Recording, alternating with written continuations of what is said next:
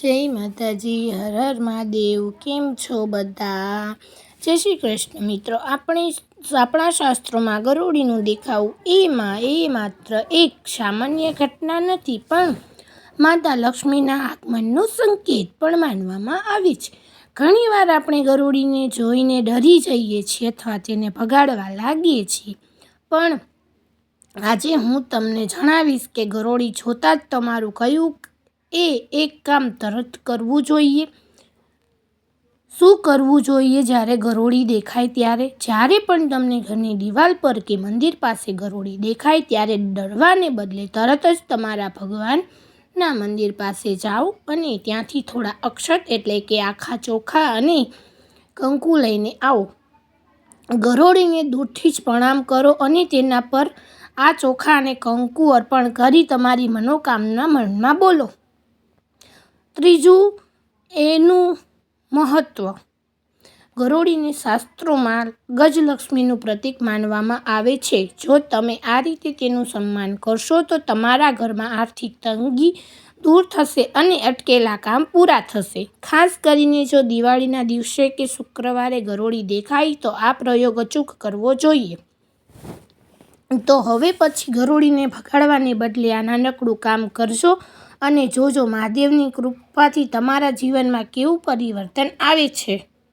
તમને આ વિડીયો ગમ્યો હોય તો લાઈક કરજો અને મારી ચેનલ જાડેજા હિતાંશીબાને સબસ્ક્રાઈબ કરવાનું ભૂલતા નહીં. હર હર મહાદેવ. ફરી જ મળીશું આપણે આવા જ એક મસ્ત વિડીયો સાથે. શું તમે જાણો છો કે તમારા ઘરમાં દેખાતી ગરોળી તમને ભવિષ્યમાં થનારી ઘટનાઓના સંકેત પણ આપે છે?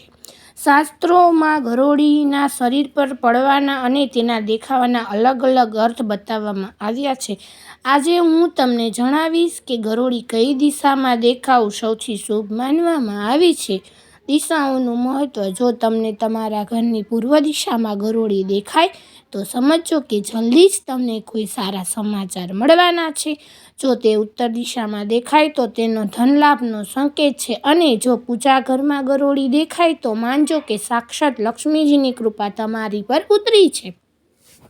અશુભ સંકેતથી બચવાના ઉપાયો. ઘણીવાર ગરોળી આપણી ઉપર પડે ત્યારે આપણે ડરી જઈએ છીએ. જો ગરોળી ડાબા અંગ પર પડે તો તે થોડું અશુભ મનાય છે. આવા સમયે ગભરાવાને બદલે તરત જ સ્નાન કરી લેવું અને તમારા ઈષ્ટદેવનું નામ લેવું. ગરોળીને ક્યારેય મારવી જોઈએ નહીં, કારણ કે તે જીવ હત્યાનું પાપ લાગે છે. અંત અને વિનંતી. ગરોળી એ પર્યાવરણ માટે પણ જરૂરી છે અને ધાર્મિક રીતે પણ તેનું વિશેષ મહત્ત્વ છે. જો તમને આ માહિતી ઉપયોગી લાગી હોય તો વિડીયોને શેર કરજો, જેથી બીજા લોકોને પણ આ જાણી શકે. આવી જ ધાર્મિક અને અવનવી જાણકારીઓ માટે આપણી ચેનલ જાડેજા હિતાંશીબાને સબસ્ક્રાઈબ કરી જરૂર લેજો. હર હર મહાદેવ. જય માતાજી. ફરી જ મળીશું આવી જ એક